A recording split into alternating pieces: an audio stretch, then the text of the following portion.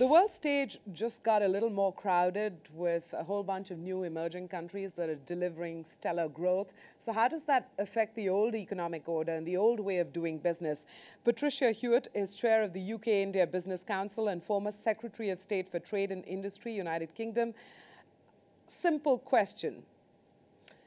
As the world stage gets crowded, does it make your job as chair of the UK-India Business Council a shade tougher simply because India could be preoccupied or have its attention divided between the United Kingdom, the European Union, the US, and many other new emerging countries that bring great value to India as a trade partner, as a partner? Look, in one sense, you're absolutely right. The whole world is coming to India. The whole world wants to trade with India and invest in India and talk to India. So I think we in Britain just have to work harder. And that's no bad thing, particularly given our historic relationship. I think in the past there's maybe been a tendency for some policymakers or even business people in Britain to think, almost to take the relationship for granted because it is so close. And we have such a big Indian diaspora in Britain, hugely successful in their own right.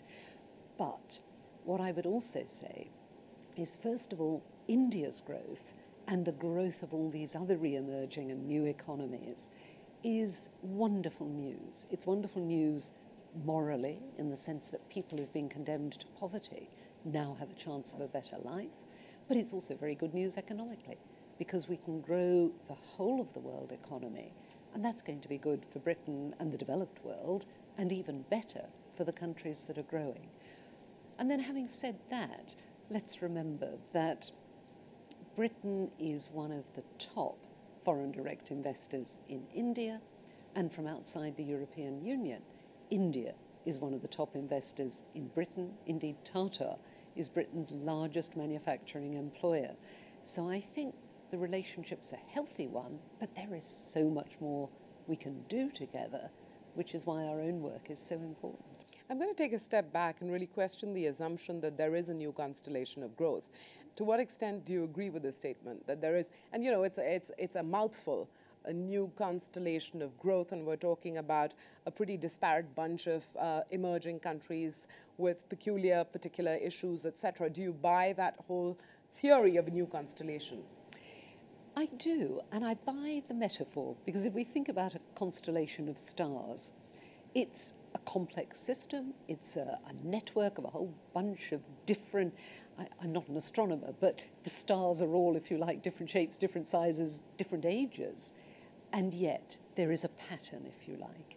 And I think that's true of the re-emerging economies, the new economies of the world, and just the fact that they are the new growth centres of a world, and that this will be a multipolar world. The point was being made in our discussions this afternoon that the old pattern was for one country to take over from another country as the engine of growth in the world economy. It was the United Kingdom a few centuries ago, then it was the United States. But now it is going to be many countries driving growth, certainly the United States, but China, India, Japan, many others, Europe as a whole, and Europe will return to growth as well. So that notion of a constellation actually seems to be very apt. One of the impacts is that a number of these countries are pursuing bilateral trade agreements, regional trade agreements, and as they do that more and more aggressively and in a more widespread way, it diminishes or seems to diminish the role of the WTO and the Doha talks. Are we just heading towards a natural death, if you can call it that, of the Doha talks? I led the British trade delegation to Doha. You know, that was very shortly after 9/11, so it was a very emotional time in world politics. And there was huge hope when we launched the Doha Development Round that we really could do something that would transform global growth and the prospects especially for the new economies. Those hopes have been very sorely disappointed, and there's no doubt at all this web of regional and bilateral trade agreements to some extent is taking the place. Now, I think those bilateral and those regional agreements are going to be very important. I hope pretty soon we can reach agreement between the European Union and India on a comprehensive trade agreement. And that will also help spur growth. If we had been able to do the Doha round, it would have spurred growth even faster.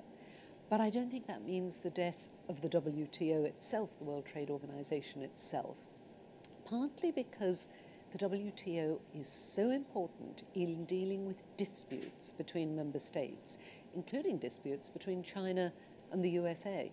And so they've got an interest, all those member states, in actually keeping the WTO alive and functioning. And I also think there is a chance, if governments are willing to seize it, within the original Doha agenda, which was enormous, to take one part of it, not so controversial, which is trade facilitation, and do something at a global level to get rid of some of the bureaucracy, the customs bureaucracy, that is getting in the way of world trade. People calculate that could deliver a $40 billion boost to the global economy. Almost all of it would come to India and the other re-emerging economies. And that's not controversial. Well, let's hope that... it's less controversial. Less controversial. Well, let's hope that the WTO is able to put that together. Patricia Hewitt, thank you very much for talking to us. Thank you.